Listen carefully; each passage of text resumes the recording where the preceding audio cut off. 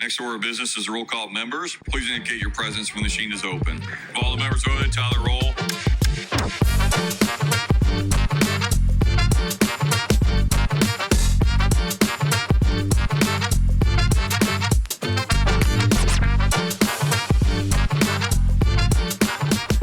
Welcome back to another edition of Sessions. Blake and I took a little bit of a break, and we've been happy that we not only came back, but actually this is our second show back. So we're showing that we are serious about this, we think. Yeah. We'll see how this show goes. I feel serious about it. I feel so serious about it. We're joined today by a kind of newish representative. His name is Kyle Miller. He is from a little north of part of the state. He's from District 82 up in the Fort Wayne area, and he's going to talk to us about what it's like being a state rep, some of his initiatives, and really, how it is to also be in the same city as the House Democrats leader, and if that means that people tell dad on him or not. So we'll find out about that. I like it. Kyle, how's it going, man? Thanks for joining us. I'm good. Thanks for having me. Thanks for having me. So I'm going to, let's have a little bit more fun with that. You actually share a city, the city of Fort Wayne, with Leader Giaquinta. That's right. Who is the House Democrats leader. Has that put any pressure on you in terms of being an effective legislator? Yes. You made the joke about people telling dad on me. Mm-hmm. It's tough when dad is always there. Nobody has to really tell on me. Does he just show up at your house? Yeah. It's become, in all seriousness, Leader Giaquinta has been a great mentor to me since I started running in 2018. He's one of the first people I met when I first decided to run and get involved in politics.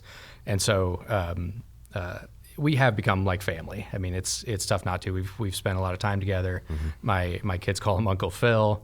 That's nice. Oh, yeah, nice. It's he. Can my we wife, call him Uncle Phil? at your own risk. Yeah, I do. West Philadelphia. I know. I was going there too. Fresh Prince. We were just at an event last night. My wife was ripping him about something. So it's really great to have him up there. It helps. Last night 2 nights ago, we held our town hall on the diploma changes. Mm-hmm. And so to kind of join forces and be the two Democrats from the Fort Wayne area has been really impactful, and I've enjoyed working with him. He's been great. Good. Last time you were on the show, you had just given your first speech on the floor. So we're going to go back, right? Because you've gotten through essentially the first term at this point. You just given your first speech. We kind of reflected on that a little bit. You're a much more seasoned member of the legislature now. You've been at the mic a lot more. Kind of what's it been like since those early days? Any reflections on all that? Yeah, for me, it's a balancing act. Being part of the Northeast Indiana delegation, we all get along really well together. When it comes to issues surrounding Northeast Indiana, we have a really good relationship up there. And so I'm mindful of not pushing too hard on some of these issues, on making the point but not becoming overly aggressive or something like that. There's a lot of considerations that I take into account when I choose to do a floor speech or choose to go up to the mic on something. There was a week last session where I felt like I was up at the mic a lot, and I was like, I probably should pare it back a little bit. I don't want to become one of those people that is constantly up at the mic and people groan or shoot for the exits when you get up there. Yeah, Earl, we've been working on it with him on the show. I know I'm not liked much. But I feel like my confidence is growing in getting up to the mic. There were at least 1 or 2 times that I didn't have anything prepared, but in listening to the testimony on the floor, things needed to be said, issues needed to be brought up and brought to the floor, and I think it's worked out. It's worked out great. It's I feel like I'm kind of slowly easing into things, and took the first session to kind of sit back and watch and learn the process and build the relationships, and I feel like doing that and then coming back for my second session has really allowed me to come in and be a more effective legislator. So Blake and I have been legislators longer than you have, and you just made a comment about something that he actually prepares for stuff, Blake. We should think about doing that. Or even this podcast, we should start preparing for it. I was like, you don't prepare. You could be a host of this podcast. I want to get into something you talked about. I called Earl on the way here. I was like, hey, what are you doing? We actually doing this today? So you touched on the diploma, and I know that's been a big topic as you look at without spending way too much time describing it. There was a big pendulum swing to a diploma that was workforce, period. I mean, the universities in Indiana came out and said, we won't accept students. They won't hit the place where we need them. And then a second version has come out, and so there are a lot of town halls that are going on. What kind of things are you hearing from people about the revised version of the new diplomas? Yeah, I think what we're hearing is that the revised draft is much better than the first. It'll actually get Hoosier students into our colleges and universities, but that it still feels rushed. It still feels like this process. I mean, it has to be done by the end of this year, and here we are in September, which may seem like a long time, but it's a very, very short time for rolling all of this out, getting public comment, things like that. So I think that the fact that it's rushed is a big thing we've heard. The other thing I think we have heard, both from parents and school systems, is the need for flexibility. There's a lot of workforce requirements in this new draft. If we're going to do that, there are a lot of questions surrounding that. We can't just have students flooding the job market, the internships and the work-based learning. And so how is all that going to work? Who's going to vet the employers? There are just a lot of unanswered questions right now. I think the direction that we're heading, while we're heading in the direction, I don't think it was our intent as a legislature to fully redo the entire diploma process. But while we're headed this direction, I think this second draft is much better.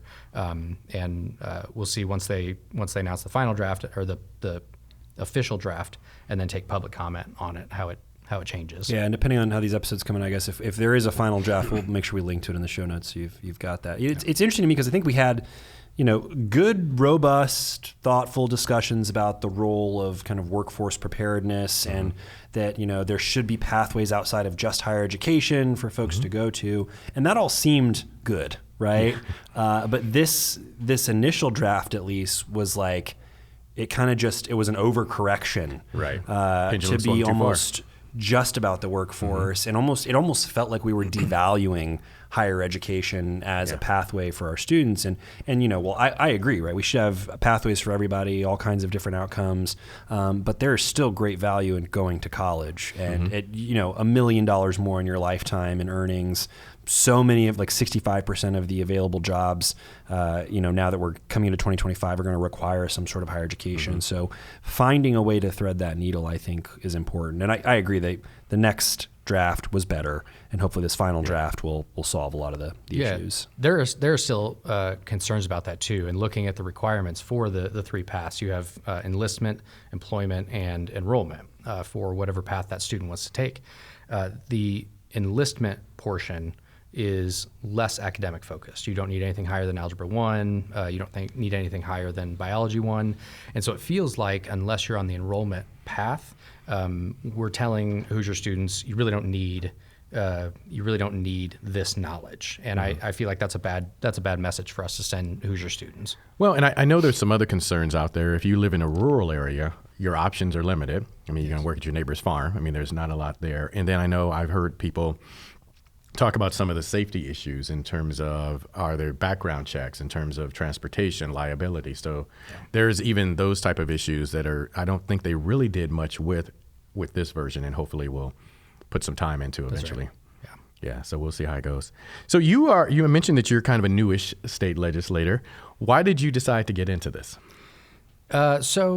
At the time that I started running in 2018. Can we point out that you actually benefited from redistricting? Yes. You lost twice against a certain rep, and then you got moved into a district and won. I often say that you'll never hear me advocating for gerrymandering, but in this case, it helped. I started running in 18, ran in 18 and 20 in a previous district up in Fort Wayne. Came really close in both of those races. I wanted to run in a district where hard work could get us over the line. Yeah. There are because of gerrymandering, so many of these districts that are just so tough for Democrats to overcome. And so we came really close in 18 and 20. And to be honest, I thought my time in politics was done after that. We had run 2 really hard races. Redistricting was coming in 2021. I thought surely, they'll push me over into another super red district to try and get rid of me, because our races, while they stayed above board, cost both of us quite literally hundreds of thousands of dollars. And so I certainly didn't think that they were going to create a district that leaned Democratic that as part of redistricting. And lo and behold, the maps came out and we were looking at it. Initially, I thought that I was out of the district because where we live, we're probably 100 feet from the district line.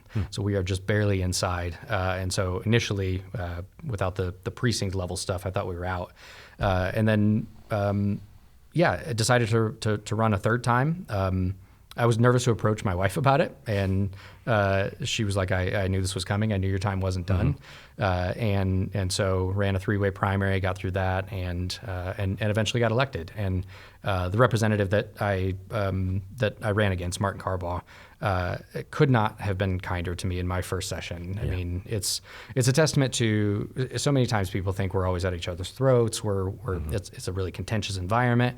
I think if anybody wanted to see me fail in my first session, it would have been Martin, as hard as we ran against each other. But like I said, he could not have been nicer. It really helped, and I think it speaks to, again, not only the way we work together as a legislature, but the way the Northeast Indiana delegation works well together.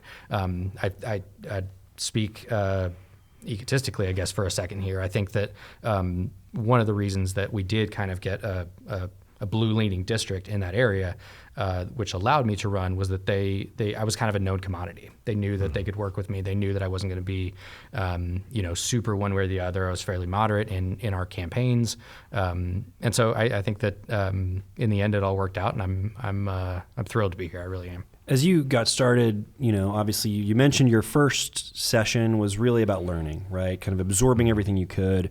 You get into your second session, you start to flex your muscles a little bit, both as Ken and in the... You don't have pictures. Who's your idol? No, who's your idol performance? I'm just Ken, but also your intellectual muscles, which are much bigger than my actual muscles. If we do a clip on this part right here, we're definitely posting a picture. Of Ken. But my point is, how did you start to determine the areas where you were going to focus your legislative leadership and public policy acumen? What kind of was that process like for you? For me, I think the fun of session, and I feel a little bit like a puppy dog each session. As somebody asked me last night if I was ready to start session again, and I was like, yeah. And you've advocated for puppy dogs too, which is also good. So. I'm very into puppies. They asked me if I was ready for session, and I said, yeah, of course, I'm ready to go back down. I grant people that have been here a lot longer, like, oh God, session, here we go again. But the fun for me is seeing what bills are coming down, seeing where they're going, and in particular, in my committees, what we're going to be talking about that session, and then either propping up the really good ones or working to tear down the really bad ones. Yeah. And that's a lot of fun for me. I think my first session, I was a little timid in, how far can I push? What can I say? I don't want to make a whole lot of waves. And then my second session, I was like, okay, this is a terrible bill. We're going to rip this one apart. I thought financial institutions might be my most boring committee. And it's honestly been one of the most fun. We've fun may not be the right word. It's been the most interesting. One of the more interesting ones with the anti-ESG legislation we saw in my first session. Shout out Ethan Manning was just here. Yeah. some credit card stuff, the bank lawsuits thing. There've been a lot of interesting things that have come through that committee. But in that committee in particular, we dealt with some sort of conspiracy-based things, and I saw those coming down, and just decided, here we go, we're gonna rip them apart. Yeah. Are you saying there are conspiracy issues in politics? Honestly, I came into the legislature with a healthy appreciation for where we all are in the super minority and what we can get done. But one thing I didn't expect were some of the conspiracy-based things we talk about. We can obviously disagree on policy, and we're in the legislature. We have those policy disagreements every day. But my first session, we had the Kinsey amendment to the budget. Yes, which we remember that. solely based in conspiracy. And then last year, again, in financial institutions, without taking you through the issue, it was a super far-right conspiracy credit card issue, and having to do with gun registries. And so these people would come up to testify and would talk about, cashless society, and they're doing away with cash. And I was like, we're not talking policy anymore. We're debating Newsmax and Fox News talking points. That's been probably the most frustrating part of being in the legislature. Let's dive into some specifics of, I know you mentioned you're on public policy. One of the things that you are a big proponent of is legalizing cannabis. Talk to us about why that's something you're pushing. I think it makes sense. I think that Indiana is not the first state to delve into this. We've got a roadmap. We can see what other states are doing. We can see what's working, what's not working. I hear if it's not porn that I'm hearing about in my first two sessions, it's legalizing cannabis, and it just kind of makes sense. It's an that extra. just changed our SEO keywords. Yeah, exactly. We can talk porn in a minute. Did we just go X? On X. Yeah. It's. I think it's a no-brainer. But there are things we have to do to. The other thing that I've heard about cannabis is just how high the THC levels are becoming in some of these things, and my response to that has often been. That's the legislative process. Let's work to contain that THC level in Indiana, so that if you're selling here, it can only contain this much THC. We can control some of those things. Yeah, the idea of a regulated market makes a lot of sense, right? Because the product's being consumed, the product's being purchased by our residents in other states and bringing it back in. And so you'd think that we'd want some degree of control to ensure safe products, correct, well-developed products, responsibly marketed products, all of that. And that would give us the ability to, in addition to a revenue stream for things like roads and public safety, education, and, addiction services, things like that. I think that in general, my position on vices is bringing them above board and regulating them is going to be much safer for Hoosiers. I became Kratom Kyle in my first session, which I became Canine Kyle in my second, which is much better than Kratom Kyle. But in talking about something like Kratom, which is an herb that's really helped people, I heard from people who had been affected by it, had been negatively affected by it. One constituent, her son had died because he consumed Kratom. And it's unregulated right now, and so there's no telling what was in the kratom that he took, how much he took, whether he was under any type of doctor supervision or anything like that. And so, with all these things, I'm not for. Actually, I think Oregon is now. Oregon or Colorado, one of them is now going back on decriminalizing all drugs. It's not the way we should go, but for a lot of these vices, they're underground right now. They're unsafe, and if we bring them up and regulate them, it's going to be safer and better for Hoosiers. Yeah, I'm not to go down just a completely different controversial issue, but I mean I think that's the same thing on SB1 with the women's rights, right? Like, when you push something back into the darkness.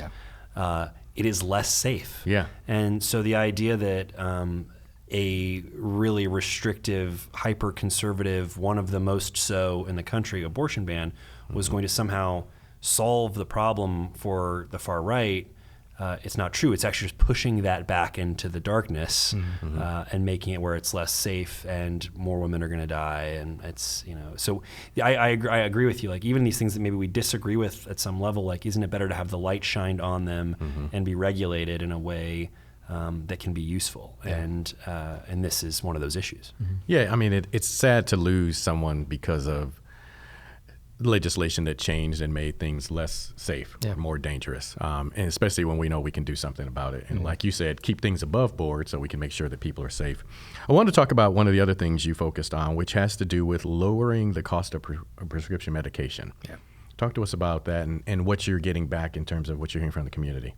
I think it's a winning issue for us. It's a winning issue across the board because I mean, it sounds very political and cliche to say, but prescription medications are out of control, and it's due to a system that's set up to make everyone money along the way, from the manufacturers down to the pharmacies. And so it makes sense for us as the government, as the legislature, to step in and try to bring down the costs of those prescription medications. I mean, these are in some cases life-saving, life-continuing medications, and folks are literally having to decide whether to pay their bills or or purchase their medications, or take your medication every other day. Yes, right. Yeah, or ration them. Go beyond what a doctor would suggest you do, how to do it, and all of that. Yes. We're the wealthiest country on earth. We are the most advanced country on earth, and we're still forcing our citizens to have to decide whether ration or just not take medications that are prescribed. And so I think the Biden-Harris administration has done a phenomenal job in bringing down the cost of insulin, and kind of kicked off these steps of bringing down prescription medication. And it can be done. I point to Mark Cuban and his costplusdrugs.com. He kind of eliminated from the manufacturer to the consumer all of those steps that make money, and is able to bring prescription drugs down to a level where they're a fraction of the cost that you would go to a regular pharmacy and get. So it can be done, and I think we've kind of hinted at it for so long that we need to bring down the cost of prescription medication, and I think it's time that we enact something and start down that path. You have an opportunity to work on a lot of issues. You're on the Public Policy Committee, and we obviously had the chairman on our last episode. We talked about DORAs last time, but I want to just have you maybe share a little bit about your experience with that public policy move in your own city, because it seems like Fort Wayne's really kind of got the DORA thing figured out. So, but a fine point on that. We don't have to spend a lot of time, as we talked a little bit about it last time, but what's that been like in terms of a public policy you had a hand in? Actually, I'll just say personally, so I was up in Fort Wayne recently. You and I got to hang out in the DORA a little bit. Got to see some happy hour signs, all this stuff that we worked on. So what's the DORA situation been like up in Fort Wayne? I mean, we talked about it. There aren't too many things that we can point to as legislators and say we did that. We had a hand in doing that. So it's a lot of fun to see some of the entering and exiting the DORA signs in Fort Wayne. I don't know that DORA the concept originated in Fort Wayne, but it was obviously driven by Fort Wayne. It was authored a couple of different years, I think, by Senator Liz Brown and Leader Giaquinta. The idea was we've got the city of Fort Wayne, the downtown has been built up so much over the last 10 years. And we've got great places like The Landing, which is just a group of businesses and restaurants and things like that all in one area, very close to Promenade Park, which is a growing area in Fort Wayne. They were having bands that would play on The Landing, and yet people couldn't come out of the restaurants to enjoy the band, to enjoy that ambiance, and so it was really holding things back. It was great that it passed, and Fort Wayne kind of took the reins in going ahead, and the city council electing I think we can have up to 7 doors. I think municipalities can have up to 7. We have 2 now with The Landing and kind of downtown area, and then Electric Works as its own DORA. But it's been phenomenal. We caught some of the, like, you're allowing drinking, you're encouraging drinking and things like that. But overall, it's been phenomenal. People have loved it. The branding that they've done up in Fort Wayne has been phenomenal. It's been something everybody's rallied around, and you carry around the DORA cups, and they've got it on billboards and things like that. It's been a great experience up in Fort Wayne. I think it's just an exemplar. Fort Wayne, I think, is providing an exemplar in like state government policy that's well thought out, that considers all the different angles, moves it to local control. The locals then, execute in a way that can be really, really great and advantageous for a community. So I don't like to give other cities credit very often, but it seems like Fort Wayne's doing a good job on this. We'll take it while you're giving it, Blake. Take it while you're giving it. Well, and you know what? We talked about this last show with the chairman about how important it is that we are in our communities. And so we get to see what's going on. And this is a perfect example of you get to see something that you were part of and see how it's benefiting. Yeah, I think my wife likes it even more than I do. She'll point it out to people, and the person in front of us will get a Dora cup to go, and she'll be like, "My husband passed that. My husband helped pass that." And I was like, I did that too when I was in Fort Wayne. We're sitting at Brew there in the landing, and the guy's talking to us, and I was like, "Well, we're the happy hour sign up there. It's kind of us. We sort of did that."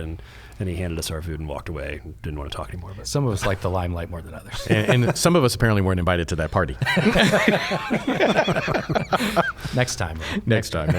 All right. You also are focused on some family leave stuff. Talk to us about that. Yeah, I think that's. I mean, I don't know. So many of these things. Can I just say really quickly, the Earl is super prepared today for this particular interview, and I didn't know you were working on all this stuff. I remember all the time. The preparation thing he talked about earlier. Yeah, you do. Yeah, man. Are you telling me he didn't tell you this in the phone call on the way here? No, he was essentially like, "Oh, I didn't prepare anything." He's like, "Let's just flow. Let's just flow like normal." But here he is. Please ignore that piece of technology in front of him with notes. You're looking at. I see a Wikipedia page. I see your dating history. I mean, it's all there. But but that part's pretty empty. Yeah, I was gonna say it's very, very short. It actually is. Just Michael down there. That's all I see. Just Michael. What? His wife's name's Michael. Yeah. I knew that. I prepared. I knew Michael was his wife. Yes. Only because you met her on Saturday. All right, family leave. Family leave. Again, I think I keep saying this. It's such a common sense proposal that gets met with a lot of stigma and myth and things like that.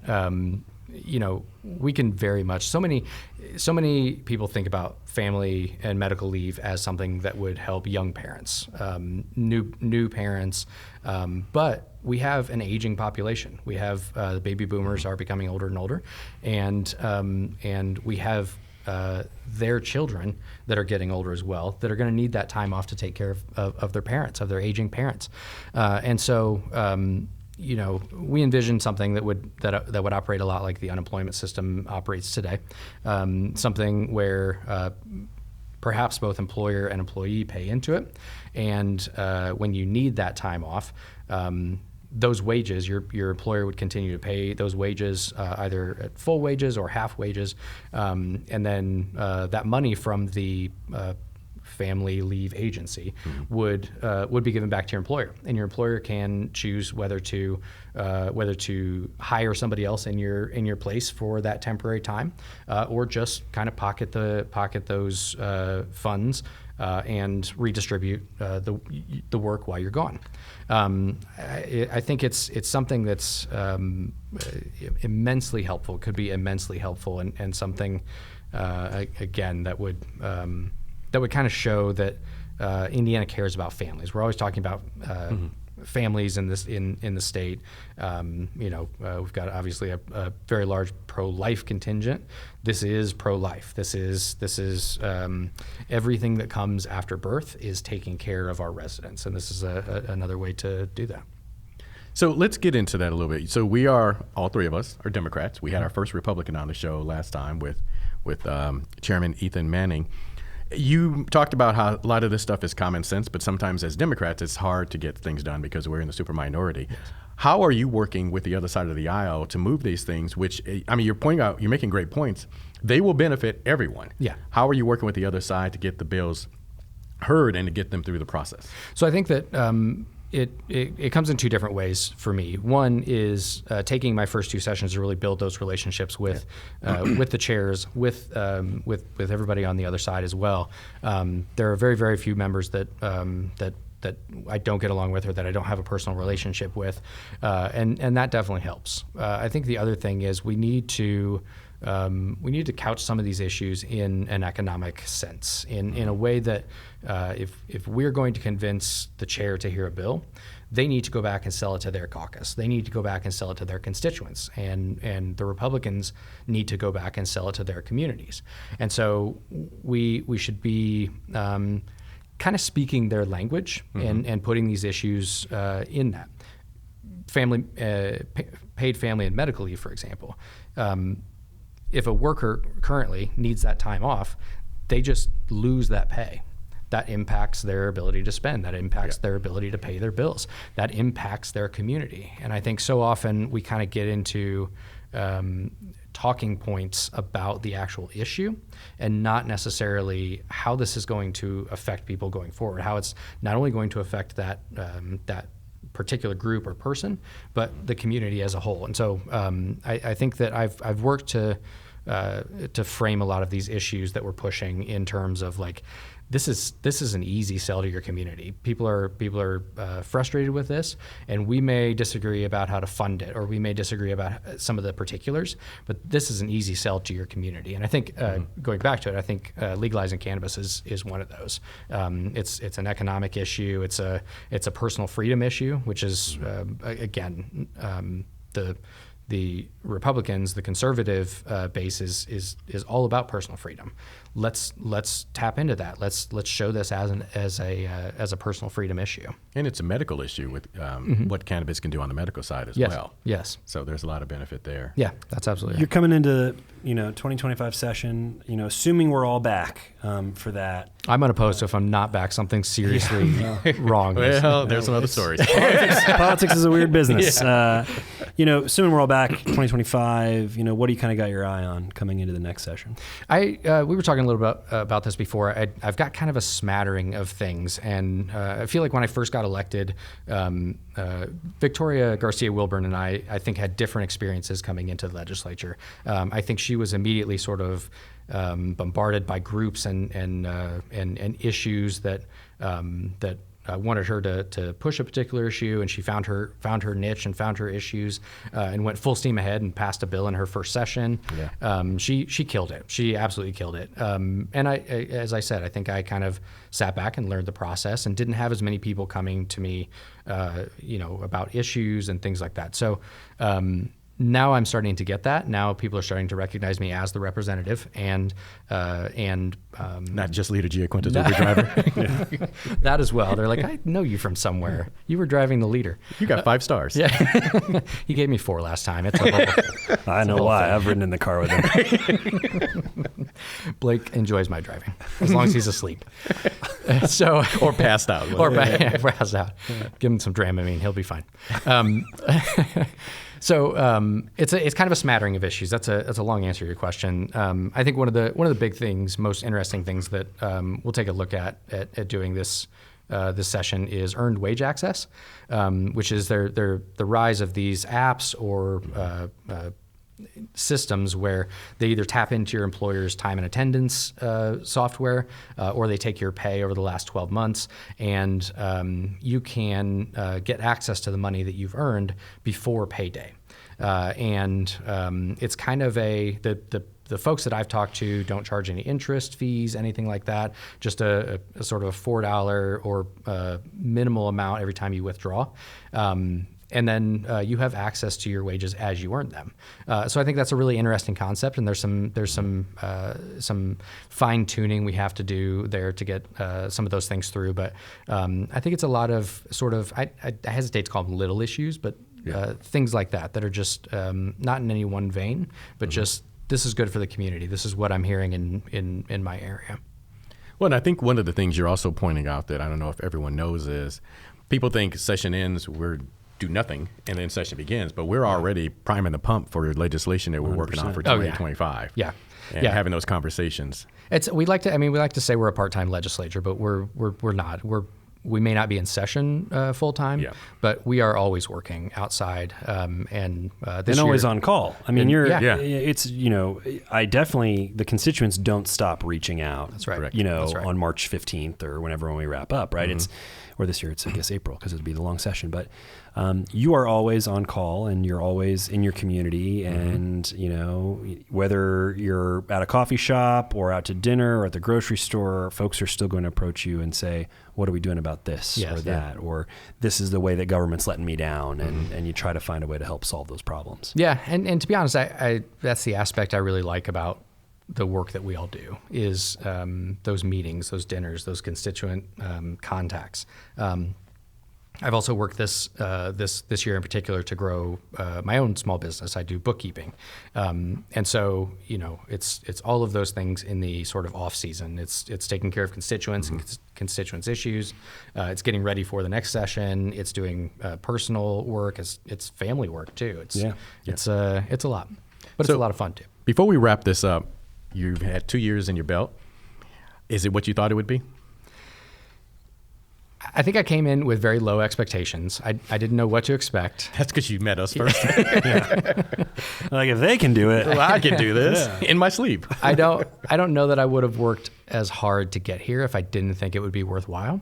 And I think it has met that expectation. It has been an amazing experience. Like I said, sometimes I feel like I feel overeager sometimes, but I really enjoy the work that we do. I'm often asked the natural question once you get elected is what's next for you? What's the next step for you?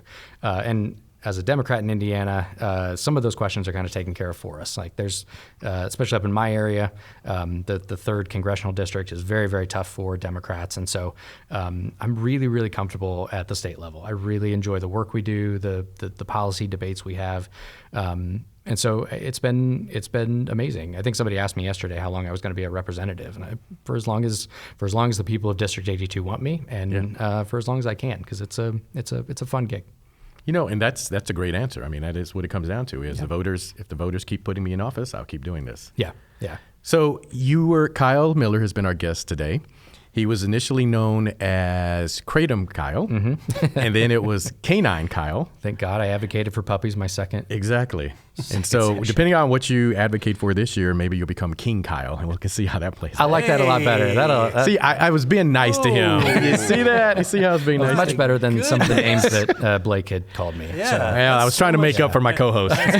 so much nicer than he's ever been to me. I mean, he hasn't figured out I'm trying to get him off the show. In the studio, he requires a separate dressing room, and we're not allowed to communicate except into the microphone for contractual reasons.